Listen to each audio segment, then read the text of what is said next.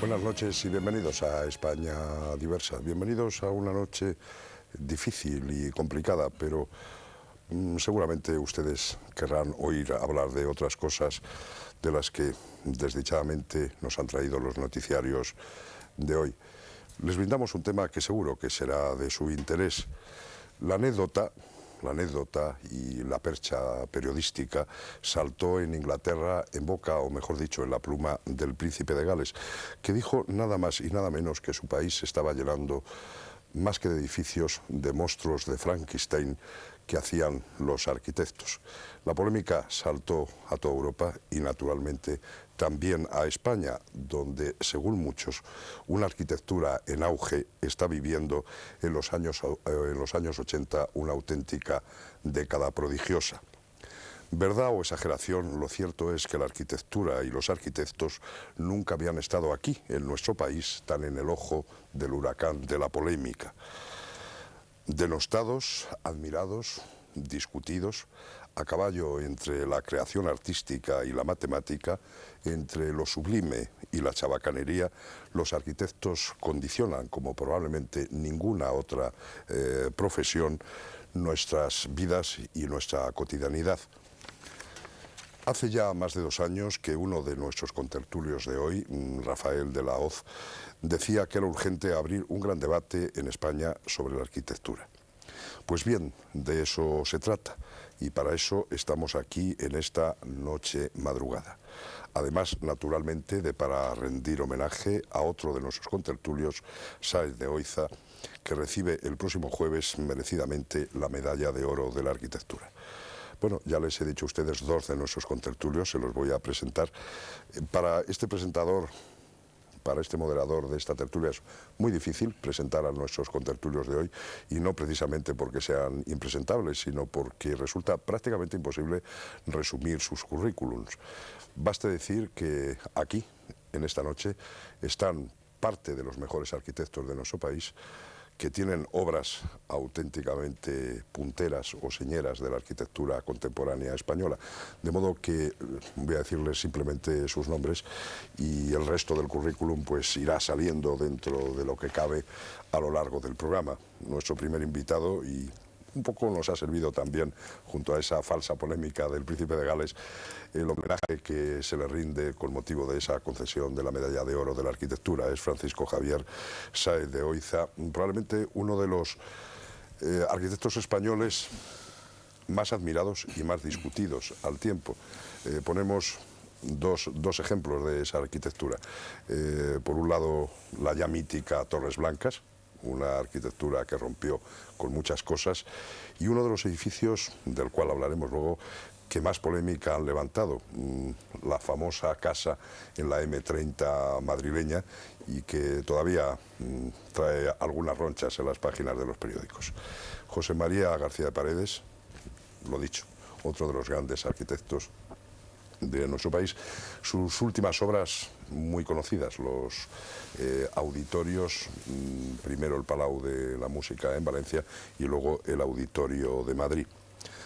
Rafael de la Hoz, pues bueno, lo dicho, corregido y aumentado probablemente. Sus últimas obras, pues pondremos 2 de ellas: La prisión para jóvenes de Alcalá de Henares y el famoso edificio, y digo famoso porque no tiene muchos años, pero ya forma parte de la morfología urbana de Madrid, que es el edificio Castellar.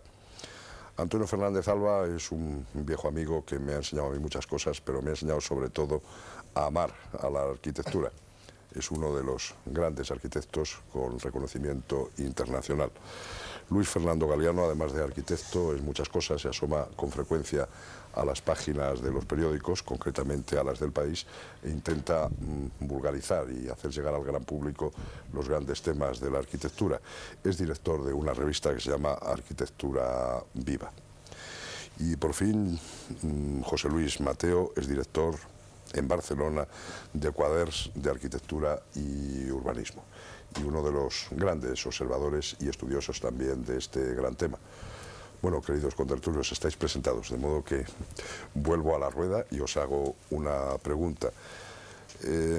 Don Francisco Javier Sáez de Oiza, el gran maestro. Usted, o tú, perdona, decías el otro día, la casa ideal es la que uno sueña y construye. Pero ¿quién tiene hoy posibilidades de construir esa casa con la cual se sueña? Pues eso es otro tema. Pero el problema es que creo que efectivamente el hombre debe ser dueño de hacerse su casa. Es decir, que no creo que deba delegar en otros, sino aquella parte, llamemos técnica, de la operación. Como cada uno cuida de su salud, el médico viene a suplir las deficiencias del mal uso del cuerpo que hace el hombre. Pero ¿quién responde de la salud del hombre cada uno? ¿Quién responde de la casa de cada uno? Uno mismo. Uno forja su casa, uno tiene el sueño de su casa y uno aspira a construir su casa. E incluso hay muchos países en que cuando uno tiene que construir su propia vivienda no le exigen nada. Bueno, hablaremos luego también de ese tema. Tú eres un gran enamorado de la naturaleza y te gusta la arquitectura que se acopla a la naturaleza. Y lo contrario. Y lo contrario. O aparte no me entusiasma y no se acopla nada. Sobre una plataforma horizontal y artificial se monta un mamotreto, dijéramos, de formas impresionantes que no tienen nada que ver con lo natural que le rodea. José María García de Paredes, supongo que tiene algo que ver con haber hecho esos magníficos auditorios en nuestro país, pero tú has dicho que la partitura y el plano son dos artes paralelas y compartidas. Sí, creo haber leído eso en una entrevista. ¿Con quién comparte más el arquitecto? ¿Cómo lo diríamos? ¿Con quien paga su proyecto o con el usuario de ese proyecto? Bien, esto a veces es la misma persona. Es decir, a veces el usuario es el que paga, ¿no? Pero en general, digamos, en el campo que nos movemos actualmente, evidentemente una serie de edificios, como puede ser viviendas colectivas o edificios singulares, en realidad el usuario es distinto de la entidad que paga. Yo creo que el arquitecto debe estar siempre con el usuario que va a utilizar el edificio que él proyecta, porque en realidad el promotor o el que lleva adelante o lanza la idea de la construcción, realmente es un personaje o unas personas efímeras que pasan por la escena, que están en el poder, digamos, y luego cambian, pero en cambio el usuario es siempre el mismo, bien sea el que está habitando un grupo de viviendas, bien sea el enfermo que está utilizando los servicios de un hospital, o pues el que se sienta en una butaca a contemplar el teatro o el cine o un espectáculo deportivo, ¿no? Es decir, que yo creo que el que es más permanente es el usuario, pero hay casos en que, como digo, a veces la persona y el usuario y el que promueve es la misma, pero creo que estaremos todos un poco de acuerdo en que casi es raro hoy día el que una persona se haga su propia casa y encargue a un arquitecto. Realmente estos tipos de encargos son cada vez más escasos. Ojalá. Don Rafael de la Hoz, me chocó, vamos, me sorprendió muy gratamente unas declaraciones suyas haciendo referencia a la prisión de Alcalá de Henares para jóvenes. Hablaba usted de los derechos inherentes a la dignidad humana del recluso. ¿Realmente un arquitecto puede hacer algo por esa dignidad humana del recluso cuando proyecta una construcción que, por mucho que queramos, pues es una prisión? Usted también lo decía, claro, no es precisamente un hotel de 5 estrellas. ¿Cómo se planteó usted ese respeto? Bueno, ahí en principio tuve una conversación con el ministro de Justicia y le propuse que, en lugar de considerarse él o el Ministerio mi cliente, ambos considerásemos que nuestro común cliente era el recluso. Y el planteamiento le agradó, estuvo de acuerdo, y comenzamos en fin, un poco a ver cómo se podría hacer una prisión que no fuese innecesariamente hostil. O sea, no emplear la arquitectura como castigo. La privación de libertad ya es suficiente castigo, no es necesario incrementarla con un entorno agresivo y deprimente. Creo que sintiendo este respeto por esa persona, al fin y al cabo un delincuente es alguien que se aparta de la normalidad. Y la naturaleza necesita producir seres anormales. Se lo explicaré con un ejemplo. El hombre agresivo es una persona incómoda en la vida normal, pero en tiempo de guerra puede ser el héroe que salve a la comunidad. Por tanto, son cualidades que a veces hacen que la naturaleza sacrifica al individuo para proteger la especie, haciéndole distinto al estándar. Pero visto de esta óptica, nace un respeto que se traduce en arquitectura y se siente después.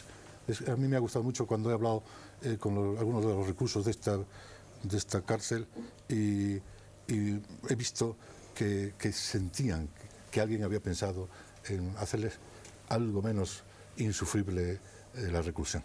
Pues realmente es muy grato oírle a usted decir eso. Ojalá todos los responsables de los centros penitenciarios se planteasen las construcciones con el espíritu que tú te lo has planteado. Antonio Fernández Alba, ¿qué es la arquitectura espectáculo? Porque no hace poco leí algo tuyo donde te pronunciabas contra la arquitectura espectáculo. Bueno, no es una definición académica en cuanto a la expresión del término. En fin, la arquitectura que vivimos en nuestro tiempo, como la cultura que vivimos, pertenece a una civilización de la imagen, y como tal civilización y proceso cultural, indudablemente a la arquitectura le llega este soporte de representación. Pienso que el arquitecto siempre ha estado al servicio del configurador, de la configuración y de la formalización del estatus, del poder fundamentalmente. Y el poder de la sociedad que vivimos es un poder fundamentado en el lucro, fundamentado en una sociedad mercantil, y estos valores indudablemente tienen una especie de trueque, de intercambio de formas y de imágenes.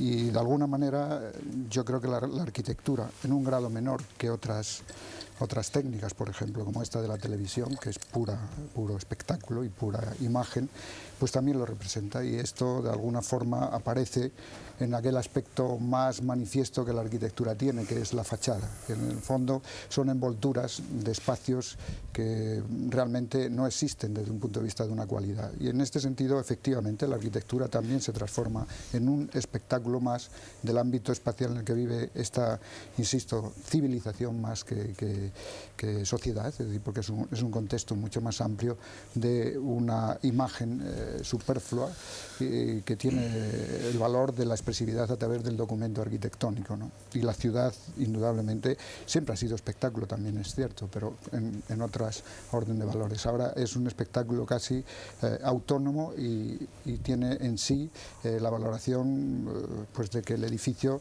se transforma en pura escenografía, y la ciudad es un conjunto de escenografías. Bueno, van surgiendo aquí y acullá los temas que habrá que retomar en la segunda parte de la tertulia. Luis Fernández Galiano, hablábamos antes de encender los focos de que acabas de publicar un libro, se llama La Quimera Moderna, los poblados dirigidos de Madrid en la década de los 50. Importante tema.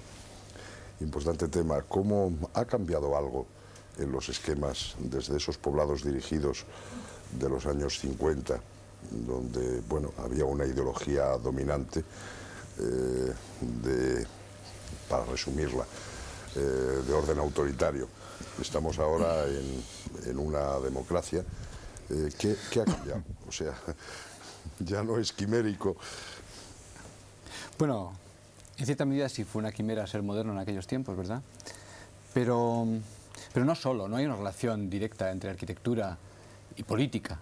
Ahora mucha gente nos dice, vivís una década dorada, ¿no? Desde la democracia, la arquitectura española ha entrado a formar parte del gran mundo. Yo creo que no es así. Es cierto que han llegado a realizarse seguramente muchos proyectos que antes no hubieran sido posibles, pero establecer una relación directa entre el régimen político y calidad arquitectónica yo creo que nos llevaría por un mal camino. Muchos de los arquitectos que tienes sentados en torno a esta mesa han hecho muy buena arquitectura antes y después de la democracia, aunque seguramente el acceso a los encargos se produce a través de distintos canales en un caso y otro. ¿Eso significa que la arquitectura no tiene ideología o sí la tiene? ¿O dejamos ese tema que me parece de más calado para la segunda parte? ¿Ideología o no? Bueno, hay una cosa que sí habría que decir, y es que en parte la popularidad actual de la arquitectura española sí que tiene su origen en esa especie de romance entre los políticos socialistas y los arquitectos de vanguardia, que antes no se daba y tenían un acceso a los encargos, me parece, más complicado y tortuoso, ¿no? Has dicho romance entre los arquitectos de vanguardia y los políticos socialistas. Fundamentalmente, tema sí. para después, ¿eh? Bueno, lo agradeceré. No, quieras, sigue. No, yo estoy Explícate persuadido. más, vale. Un romance que además empieza a enfriar, ahora lo vemos en los periódicos, ¿no? Cuando el tercero en discordia, que es el ciudadano, empieza a oír su voz y entonces ese primer momento de idilio ahora pasa por, yo creo, por momentos de crisis, ¿eh? José Luis Mateo, que eres el último, no en importancia, pero sí en esta especie de rueda. Tú escribiste, si no recuerdo mal, un libro en el año 83, o por lo menos se publicó 81, o sea, sobre arquitectura española moderna y otro sobre arquitectura moderna catalana, ¿no? No, europea. O europea. Bien, no había empezado la década prodigiosa. Supongo que estarás escribiendo otro libro. No, ya no escribo libros. ¿Ya no escribes libros? No, uno ¿Es una escribe promesa libros. o qué es? No, porque uno escribe libros cuando no tiene trabajo, por ejemplo. Entonces, cuando no... es uno de las... Estoy yo hablando, me acuerdo, antes de que se muriera Ser, que tuve ocasión de hablar con él y tal, le preguntaba, ¿cómo hacéis la revista C? Dice, hombre, hacíamos revista C cuando no teníamos trabajo. Cuando no teníamos trabajo intentábamos montarlo para, por ejemplo, trayéndole Corbusier y montándose un plan fantasmal llamado luego Plan Maciá, del cual consiguieron hacer, etcétera, porque ahora histórico, etcétera. De alguna manera yo escribí este libro, no estoy escribiendo el Pues actual, lo cual no quiere decir que no esté interesado, obviamente, en seguir la ¿Y polémica. cuál sería tu opinión como estudioso y de alguna manera historiador de la arquitectura española moderna sobre eso que yo he llamado, pero recogiéndolo de compañeros de la prensa, de la década prodigiosa de la arquitectura española? Bien, la década prodigiosa, el que ha sido los años 80, que ha sido después del libro este. Sí, los años 80 han sido muy importantes para la arquitectura española, como lo han sido en general para toda la cultura española, en cuanto a su difusión en el exterior, ¿no? Yo creo que ha habido muchas razones, unas, es decir, contextuales o que no tienen mucho que ver con el fenómeno en sí, como es el acceso a la democracia, el hecho de que el mundo descubre un país antiguo y al tiempo no salvaje, ¿no?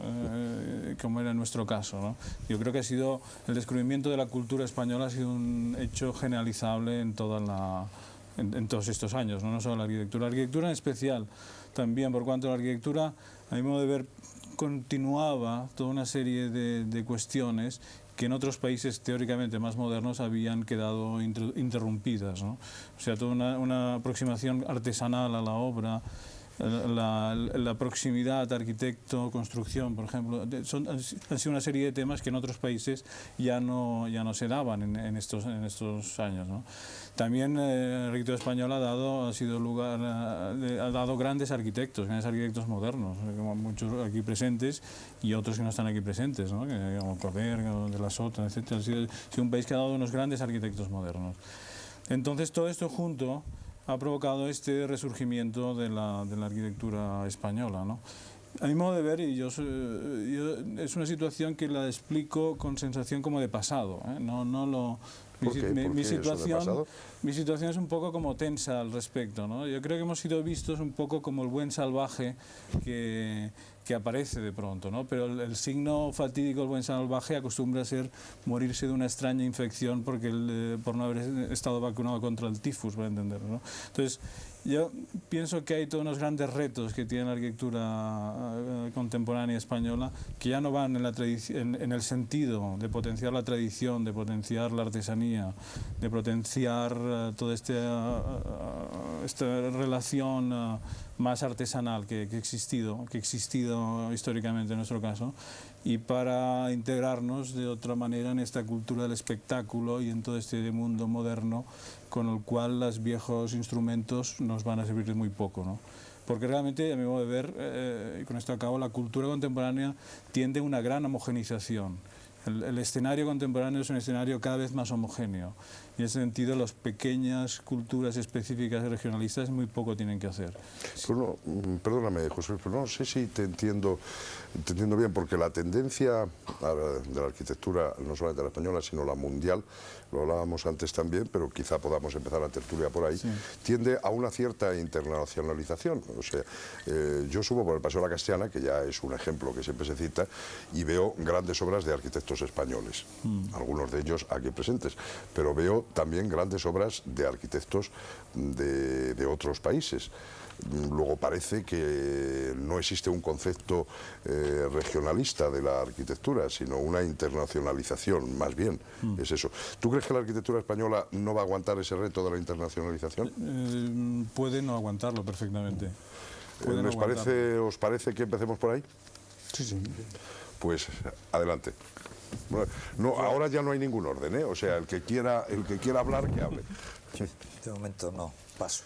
Antonio. Bueno, es un fenómeno que yo creo viene ligado al proceso del desarrollo capitalista de la sociedad contemporánea, sobre todo del último capitalismo. Realmente la arquitectura no es nada más que un proceso de producción del espacio en orden a unos mecanismos económicos sobre los cuales influyen otra serie de valores indudablemente. Pero la producción del espacio en la ciudad, como la producción del espacio en la ciudad, indudablemente es un proceso de incidencia donde los mecanismos de la estructura capitalista operan de una forma decisiva. ¿Qué ha ocurrido con el último fenómeno del capitalismo? Pues ha sido un capitalismo que ese internacionalismo de la época preindustrial e industrial se ha ido atomizando y actúa en los diversos lugares prácticamente acomodándose a aquellas situaciones en las que pretende obtener un determinado beneficio. En esto la arquitectura yo creo que está en estos momentos actuales, iniciamos quizá probablemente esta futura década, haciendo aquel sueño, verificando aquel sueño de los años 20 del estilo internacional. Es decir, yo no creo que haya arquitectura española. Lo que hay, arquitectura que se hace en España, pero que realmente recoge y tiene los mismos TIC, los mismos aspectos formales, los mismos mecanismos de comunicación, como la que se puede hacer en Estados Unidos o la que se puede hacer en Europa. En España, en estos momentos, a mi juicio, estamos viviendo el proceso de dos modelos de arquitectura. Una que trata de imitar los viejos modelos europeos decadentes, y nada más basta asomarse a arquitecturas como la de Aldo Rossi e incluso la de Stirling, un hombre con talento formal sin duda, por un lado, en un recurso pues, de decadencia de una cultura europea evidente, y por otro, el arquetipo que plantea la arquitectura norteamericana, que es un arquetipo de una tipología montada en esta estructura capitalista. En cada lugar donde actúa el sistema, indudablemente trata, y este yo creo que sí que es un hecho nuevo y que aparece en el ámbito de la arquitectura, de semantizar, es decir, de comunicar a través de una imagen este modelo de actuación sobre la ciudad.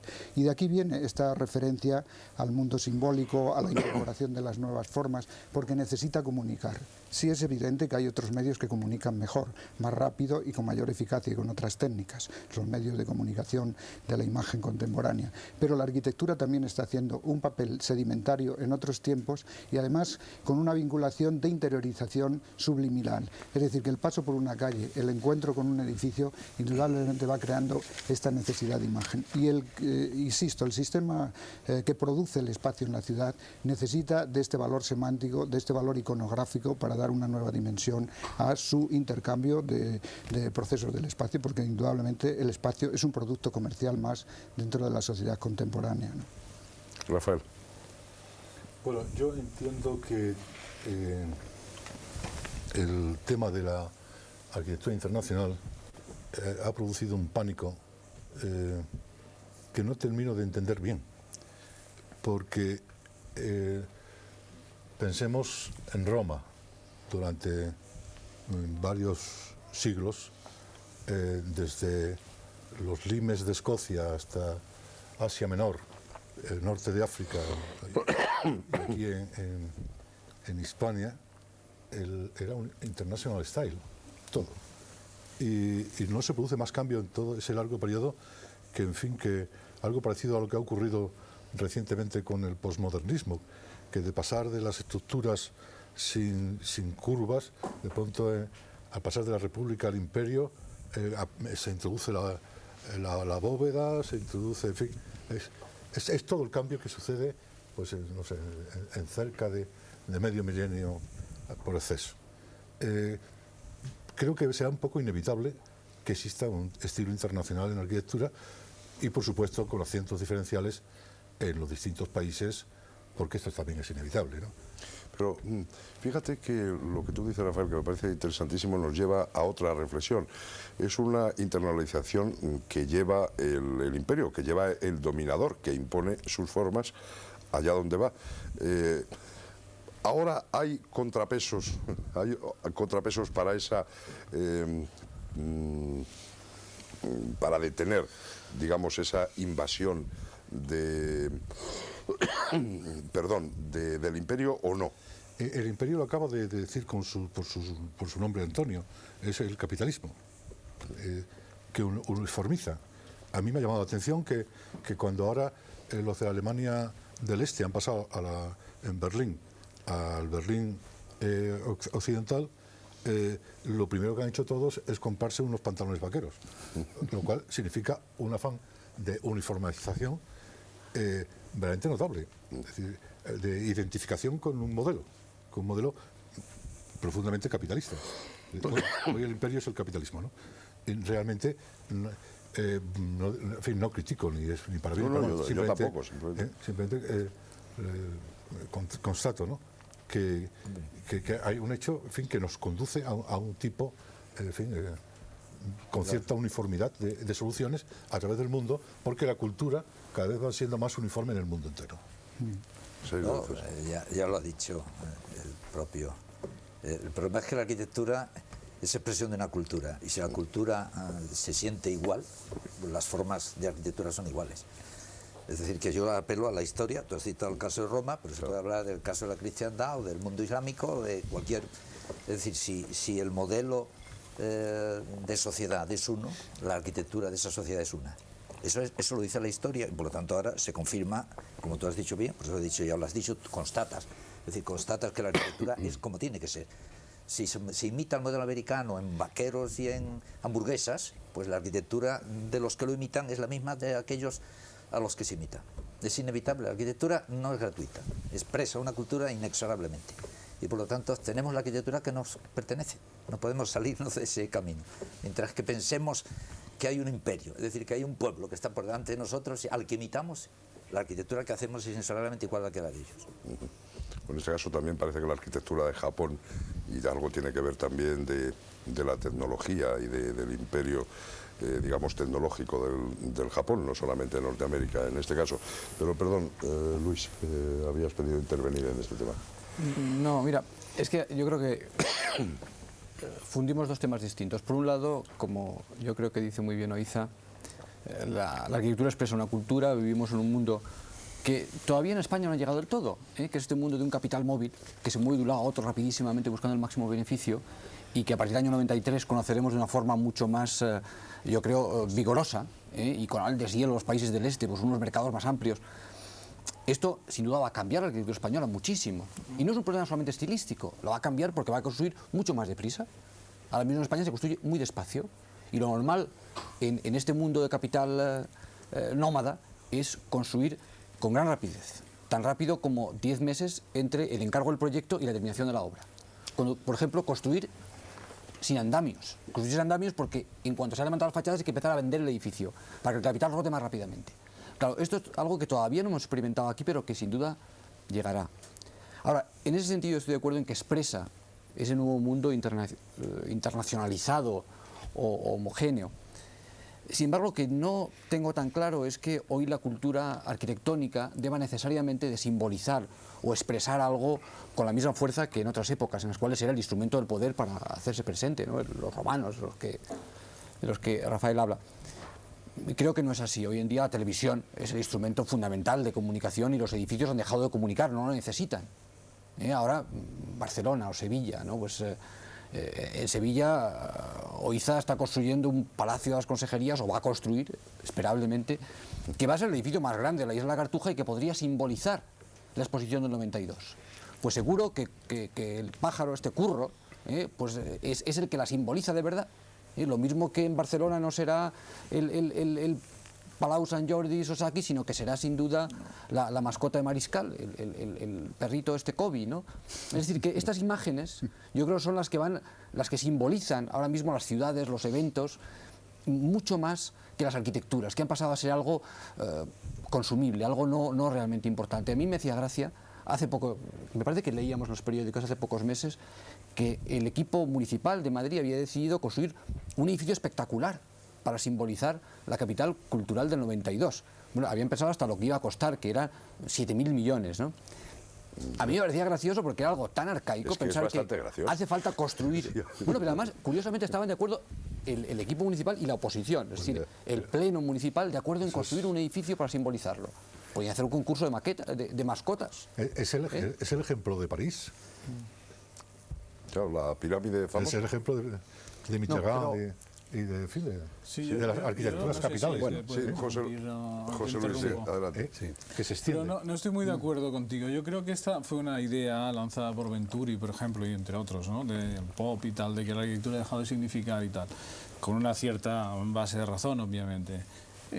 Pero yo en este momento no lo veo tan claro. No veo tan claro, un poco, pero me parece que la arquitectura de otra manera ha vuelto a engranar en el mecanismo de este mundo de la cultura espectáculo que se está configurando, ¿no? Es lo que llaman los americanos la industria del entretenimiento como definición de la cultura, ¿no? Los periódicos es arte, por ejemplo, cultura y espectáculos, también va todo junto, ¿no? Entonces yo creo que dentro de este nuevo mundo, de esta nueva valoración de la cultura dentro de la sociedad contemporánea, la arquitectura está teniendo un papel importante. Y no solo aquí es un caso evidente, ¿eh? Aquí es un caso evidente como los políticos, incluso este mismo debate, por ejemplo, ¿no? La relación arquitectura no es una cosa tan banal como sería si simplemente fuéramos menos que yo qué sé, que el que hace los anuncios, no sé. Yo creo que no es exactamente lo mismo. Y esto pasa, por ejemplo, en muchos otros sitios. En París, en Holanda, en donde los arquitectos, como configuradores de edificios, si se quiere de otra manera y de otra forma diferente que lo hacían antes, de acuerdo, pero siguen siendo unos ciertos personajes a considerar, ¿no? O sea que yo creo que esta tesis de decir que la arquitectura, mejor que la arquitectura los anuncios, que expresan más la civilización contemporánea, yo creo que no es cierta. Los anuncios, porque en toda cosa los anuncios aparecen en 2 días, un programa mata a otro. La arquitectura, aunque es más efímera que antes, no es tanto todavía. Sí. Yo estaría bastante de acuerdo. Yo también, vamos, como espectador de arquitectura. Es más, creo que nos fijamos más en los edificios que nos habíamos fijado nunca. Yo no sé si, gracias a la política municipal de tantas ciudades de España que están revocando y sacando a la luz fachadas que estaban ennegrecidas y estropeadas por la contaminación, y que ahora paseando por muchas ciudades de España, uno ve edificios que nunca se habían percatado de que existían.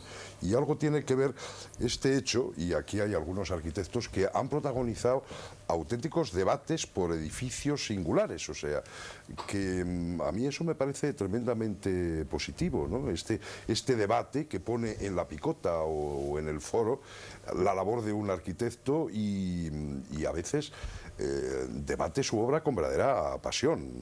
Tú lo sabes, Paco, la pasión que muchos madrileños han puesto, digamos, en el tema de la Puerta del Sol, de la reforma de la Puerta del Sol, en tu edificio de la M30, la pasión con que en Barcelona se han cogido la urbanización de ciertas plazas, de ese urbanismo duro, bueno, que tan de moda ha estado en Barcelona durante un tiempo.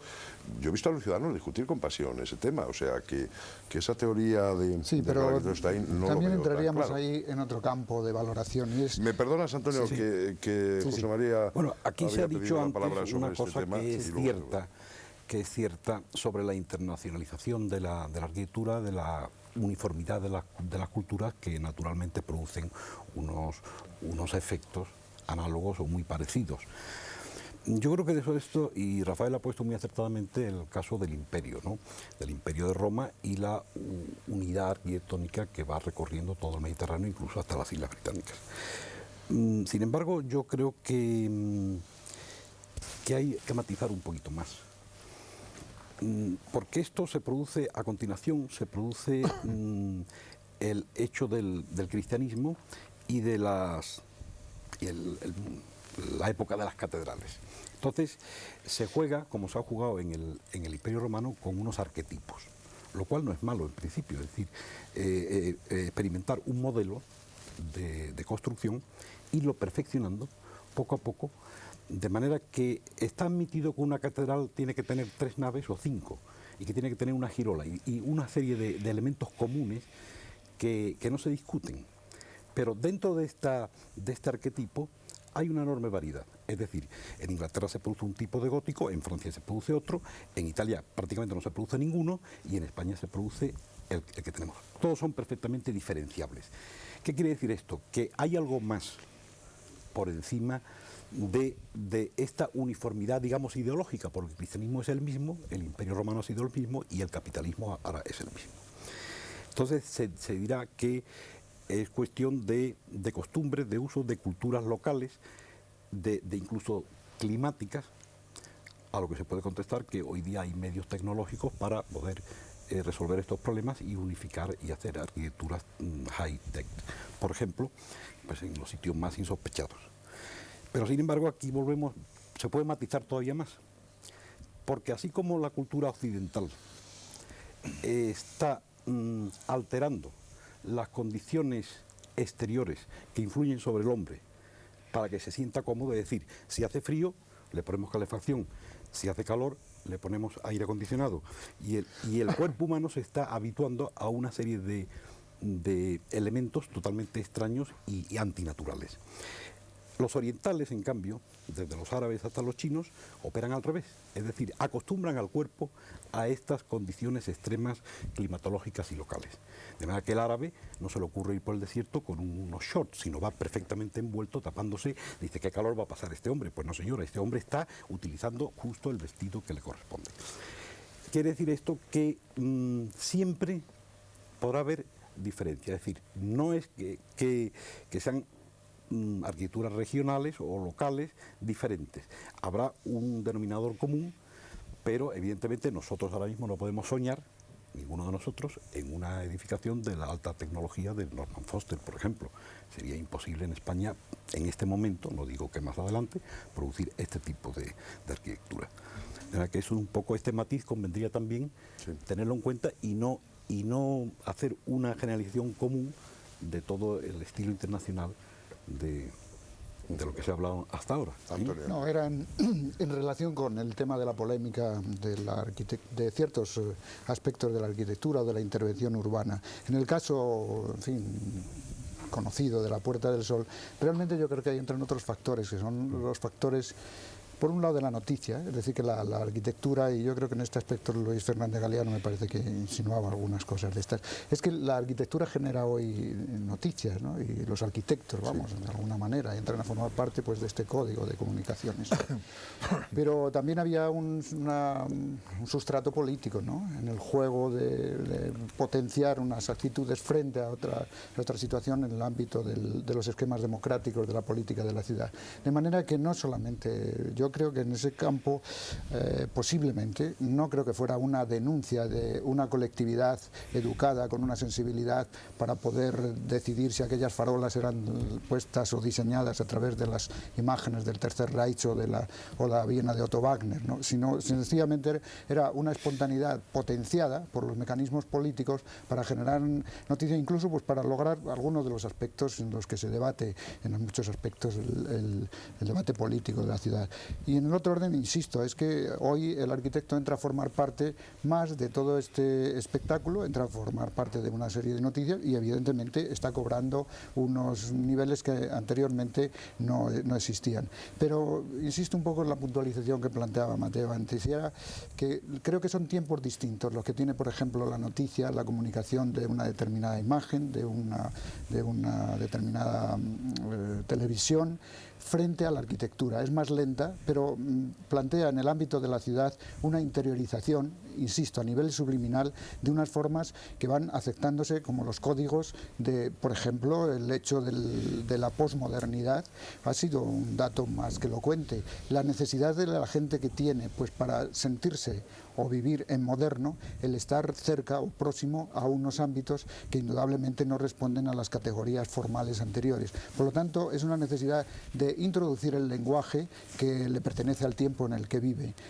Y esto, vamos, yo creo que es más que evidente en el ámbito de la ciudad, en el ámbito de la ciudad contemporánea. Pero es curioso observar también cómo algunos aspectos donde estas manifestaciones de polémica no se realizan, por ejemplo, en intervenciones o bien de restauración o de remodelación de edificios o de edificios nuevos, y que pasan totalmente desapercibidas, pues porque o la situación o la localización del trabajo donde se realizan no tiene una entidad polémica. Hay un caso de Paco Saidoiza en Santander, en fin, porque es un elemento activo y que entra a formar parte ya no tanto de un debate arquitectónico en sí, sino de un debate político, de unas situaciones que probablemente no tengan nada que ver ni por supuesto con la morfología ni la tipología del edificio, ni con aspectos que entran intrínsecamente en sus valoraciones técnicas, sino con otro tipo de mecanismos, porque efectivamente es un parámetro más dentro de la dinámica de la noticia y de la comunicación, entre otros aspectos. Sí, no sé, sí, perdón. No, yo, en fin, siempre soy muy prosaico. Por ejemplo, volviendo al caso de la Puerta del Sol, yo diría, bueno, podía haber un aspecto político, si quieres, en la supresión de los anuncios. En la sociedad capitalista es una sociedad de anuncios, en las sociedades del este el anuncio no existe, entonces la Puerta del Sol sin anuncios se configura como una orientación, dijéramos, como una matriz política de la respuesta formal. Pero hay ciertos aspectos que me parecen mucho más interesantes, porque yo no soy político, como por ejemplo las farolas. Es que las farolas, el hombre de la calle tiene una idea de las farolas que es insustituible. Una farola tiene un basto, que es un soporte, y luego tiene un proyector. Pero el proyector tiene un difusor. En la Puerta del Sol no existía el difusor. Se le llamaron los supositorios, pero como tú ves, hasta una cerilla tiene una cabeza. Y desde luego una lámpara tiene un proyector y un difusor, porque la intensidad luminosa cerca del foco es muy grande.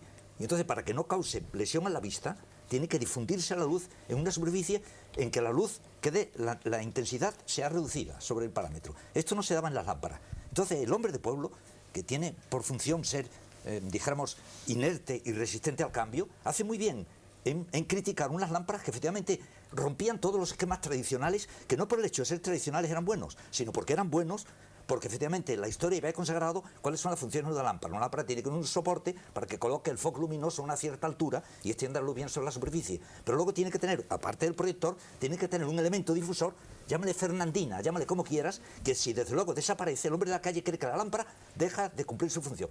Y eso me parece que se daba de una manera olímpica en aquella propuesta. Y entonces yo creo que si hay un aspecto político, dijéramos, en la supresión de los anuncios, hay un aspecto disfuncional en la función de las lámparas. Pero y el pueblo sencillo, que no entiende técnicas, lo delata y lo denuncia. Sí. Y pero yo me atrevería a decir... Yo me gustaría que no nos extendiéramos mucho sobre la polémica de la Puerta del Sol, porque por suerte para todos nosotros este programa es nacional, y aunque comprendo que la Puerta del Sol es un símbolo no solamente para los madrileños, pues quizá haya muchos telespectadores que no pasen tan frecuentemente por la Puerta del Sol, pero vamos, no quiero cortar la tertulia si alguien quiere algo añadir. No, añadir solamente que esa disfuncionalidad, solamente con bajar a la estación del metro en Sol, pues si esa sensibilidad por parte del pueblo se pudiera expresar, realmente es una estación de metro totalmente disfuncional, puesto que los focos te están molestando. Habría habido esta protesta y sin embargo, pues ahí la gente no ha dicho nada. O sea que sí es cierto, efectivamente. Pero vuelvo a insistir, pero las lámparas se ofrecían como lámparas y aparecían como supositorios. Es decir, no es un caso local. O sea, yo no, cuando usted me dice, no es el caso, no, es que es el caso real. Podríamos decir, el poder de la minoría, podríamos decir, que proyecta, y de la masa que consume. El deber de la masa es ofrecer resistencia al cambio, y el deber de la minoría es transformar a la masa, llevarla a otro camino, para lo cual ella ofrece su resistencia. Entonces, yo lo he tomado como modelo, la Puerta del Sol, pero tenemos el caso del príncipe Carlos, en que efectivamente la introducción de una técnica no conocida, pues le hace ofrecer resistencia a las masas, podemos decir, que no son rectoras del movimiento de la arquitectura. Y entonces encuentran que por tener tornillos en un edificio les parece que es un edificio peligroso, cuando podía ser más peligroso si era de madera o de barro o de piedra, como ha sido históricamente. Pero, ¿por qué la polémica, cogiendo el inicio o la percha relativa de este programa, con las declaraciones del príncipe Carlos I? No parece que sea una autoridad definitiva en la materia, sino que expresa pues una opinión de un ciudadano respetable, pero de un ciudadano en temas arquitectónicos no especialmente versados. Pero ¿por qué esa reacción en general de todos los arquitectos europeos? Porque la polémica en el fondo es tradición o modernidad en la arquitectura, ¿no? O sea, si hay que seguir a las vanguardias o hay que seguir una arquitectura neoclásica tradicional, porque él defendía la arquitectura más bien clasicista, ¿no? No acabo de ver la polémica. Sí, Rafael. No exactamente. Tras la proclamación de la muerte del funcionalismo, aparecen los neos, el postmodernismo, y concretamente lo que preconiza el príncipe Carlos es el neopastiche. Caramba. Sí, realmente yo no empleo despectivamente la palabra me parece pastiche. que lo has expresado muy bien, a mí me gusta lo del pastiche. Él es un revival o en fin, una arquitectura vernácula, no sé, tiene mil maneras de decirlo. Lo malo del príncipe Carlos, que yo creo que hace bien en hablar, y además es francamente meritorio, que nada menos que el heredero de la corona de Inglaterra, pues coja con esta pasión que lo ha cogido este tema de la arquitectura, quizás con excesiva pasión. Yo me acuerdo que una vez oí a su madre, la reina, discrepando de una persona y le decía muy educadamente: no estoy segura de estar totalmente de acuerdo con usted.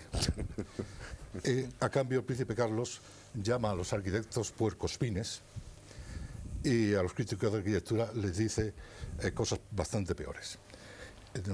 Se refiere a la ampliación de la National Gallery como un carbunclo en la cara de un ser querido. En fin, realmente le echa pasión, eso no cabe duda que le echa pasión.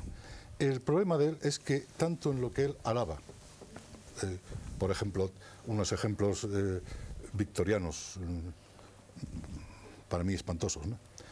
o en lo que él denosta, el National Theatre en el Támesis, pues yo creo que lo hace con el perro gusto que tiene la familia Windsor. Recordemos las pamelas de su abuela, ¿no?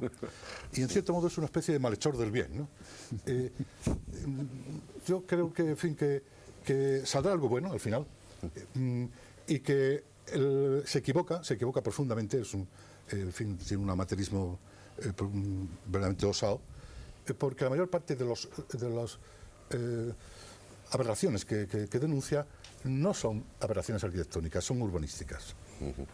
Esto es claro. Por ejemplo, aquí en Madrid tenemos, por poner algo próximo, ahí al lado, la Torre de Valencia, que es una buena arquitectura, urbanísticamente mal situada, ¿no? Las esculturas de la Plaza de Colón, pues en otro contexto son unas potentes esculturas donde están puestas tan mal.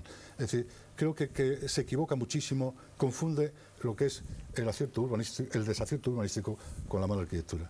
Pero en todas maneras me parece que es muy sano, muy positivo el que se haya interesado con tanta pasión y con tanto Claro, esfuerzo. y además ahí el personaje ha hecho que el debate salte a toda Europa, vamos, lo cual efectivamente es positivo. Rafael, por asociación de ideas con lo que decías, hay una cosa que hablamos antes. Yo creo que esta ciudad y todas las ciudades españolas están llenas de edificios bellos, muchos de ellos discutibles, pero edificios bellos que alegra pasear por la calle. Pero luego el urbanismo, o edificios no tan bellos, pero que son más, lo estropean. Yo empiezo a tener la sensación con algunas de las obras maestras de la arquitectura moderna española, la que tengo en algunas ciudades antiguamente monumentales de nuestro país, que tenemos las cosas más bellas del mundo en un contexto absolutamente degradado e imposible, donde han perdido su contorno porque al lado de grandes catedrales, al lado de iglesias góticas o románicas, todo el entorno de morfología urbana ha desaparecido, ¿no? Vosotros de alguna manera no estáis tapando la cara a la fealdad. O sea, cuando uno pasea por la Castellana y ve edificios tan bellos, ¿qué va a simbolizar el Madrid de los años 80 o la arquitectura española? ¿Qué va a ser? ¿Eso o ese núcleo alrededor de Madrid? ¿Cómo definir esas ciudades dormitorios donde algunas hay arquitectónicamente valiosas, pero parece que el denominador común no sea precisamente eso? ¿Qué va a definir la arquitectura de los 80? No sé, ¿Vuestras grandes obras o ese contexto de fealdad o ese entorno de fealdad? Yo te diría una cosa, y es que es cierto que el fenómeno europeo del debate en torno a la arquitectura que el príncipe Carlos ha suscitado ha generado un síndrome de caza y captura del arquitecto, por lo cual se le ha convertido en muchos sentidos. Me parece que es así, ¿no? Como responsable de todos los males de la ciudad contemporánea. Los arquitectos son hoy, para muchos ciudadanos, los responsables de los atascos de tráfico o de los rascacielos que aborrecen, etcétera, ¿no? Y yo creo que las cosas no debían de llegar hasta ahí. No debían llegar hasta ahí por los arquitectos teniendo la culpa de muchas cosas. Yo creo que no se les puede atribuir las culpas de la ciudad. Y hay cosas que me parece que es importante decir ante unos espectadores de televisión, y es que la ciudad la están destruyendo el vehículo privado, por un lado, y por otro, la afluencia de dinero blanco y negro al mercado inmobiliario que está destripando socialmente a las ciudades, lo mismo que el vehículo las destripa físicamente. Los arquitectos luego lo harán mejor o peor, pero en el fondo intervienen bastante poco en este proceso de deterioro de la ciudad europea. José María. Sí, esto es interesante porque acaba de salir en Inglaterra el libro que ha escrito Maxwell Hutchinson, que es el presidente del RIBA, del Real Instituto Británico de Arquitectos, que de un modo simbólico titula su libro Mi visión del futuro. El libro del Príncipe Carlos se titula Mi visión de Inglaterra y el Hutchinson es Mi visión del futuro. Entonces, ese libro todavía no ha llegado aquí, pero se han leído algunas recensiones en la prensa donde introduce una serie de factores que naturalmente los que solamente miran de un modo superficial la arquitectura, como se mira un cuadro, es decir, por su aspecto, y no profundizan más. La arquitectura es una cosa mucho más profunda y tiene mucha más complejidad que la mera fachada o la mera volumen del edificio. Nadie ha dicho nunca que, así como algún edificio en una ciudad histórica estropea el entorno de una catedral o de un palacio, sin embargo, que yo sepa, nunca ha dicho nadie que las calles de Toledo, de Segovia, atestadas de automóviles de hojalata, de colores relucientes, distorsionan mucho más la contemplación de estos edificios que a lo mejor o por lo menos tanto, y sin embargo de eso no se habla, porque el automóvil es un poco la vaca sagrada también de nuestra época. Por otra parte, hay otra serie de factores que hace imposible, aunque quisiéramos todos los arquitectos, hacer la arquitectura que le gusta al Príncipe Carlos, no podríamos, porque esas arquitecturas neoclásicas maravillosas inglesas están pensadas para muy pocas personas. ¿Dónde vivía el resto de la población de Inglaterra en ese momento? Pues en chozas, en tugurios, en sitios. Hoy día, a todas estas miles de millones de personas en todo el mundo, pues hay que darle alojamiento, educación, viviendas, universidades, hospitales, esparcimientos, instalaciones deportivas, es decir, una masa tal de edificación que es impensable que se pueda resolver aplicando unos cánones estrictamente de escalas y de volúmenes, que como los que en el siglo XVIII se estaban produciendo. Es decir, ¿quién tenía acceso en los tiempos históricos, digamos, en el XVIII a la música? Ahora se dice que había una gran cultura musical en el siglo XVIII, pero eran muy pocos privilegiados los que disfrutaban esa música. Tenían a su servicio grandes compositores, pero eran muy poquitos los que disfrutaban. ¿Quién disfrutaba los cuadros de Velázquez? Pues los reyes de España, que los tenían en su palacio. Es decir, todas las obras de arte eran privilegios. Y entonces esto se está diluyendo. Hay una necesidad enorme de una nueva masificación de todo el tema arquitectónico que hace imposible que, además, todas estas obras sean hechas por muy buenos arquitectos, porque hay muchísimos arquitectos que son discretos arquitectos que no tienen por qué ser genios. Hay un artículo precioso que escribió Coderc hace tiempo que decía: no son genios lo que necesitamos. Necesitamos arquitectos que sepan su oficio, que sepan respetar los entornos y construir dignamente esta enorme masa de edificación que es necesaria, absolutamente necesaria, y que antes no existía. José Luis. Sí, yo querría un poco seguir la línea de tu pregunta anterior, ¿no? Que decías cómo las ciudades eran tan malas y tan feas. Y yo era un poco también discrepo un poco de algunas de las cosas dichas y concretamente intentar explicarme a través de mi respuesta a tu pregunta lanzada.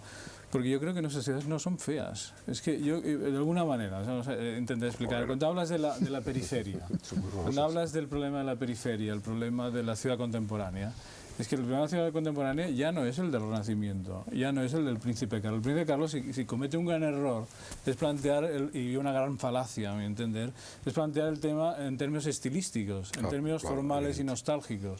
Yo creo que ese es el problema, claramente es el gran error y la gran falacia de la argumentación del Príncipe Carlos. Además hay unos responsables, con lo cual todavía es más redonda la... Yo creo que de manera convendría salirse de esta especie de círculo vicioso. ¿Dónde nos lleva tu yo querría llevarlo en el sentido de que la ciudad contemporánea está llena de tensiones, de temas, de energías latentes, ¿no? que de alguna manera también están esperando proyectos. Yo hablo como intentando recoger los orígenes de proyectos. Cuando habláis de los coches, se puede pensar que lo bueno sería que no hubiera coches. Entonces esto ya es un tema ya conocido, pero yo prefiero pensar, ¿por qué no imaginemos que todos sean coches? Además es una hipótesis bastante, no, terrible, no lo sé, pero yo creo que estamos viviendo bajo un extraño moralismo falso, puritanismo falso. Por ejemplo, la idea de los coches como algo perturbador en la ciudad, etcétera, es una idea que yo ya conozco de toda mi vida, adulta, no, y infantil también, y que contra ello lo que había potencial el transporte público.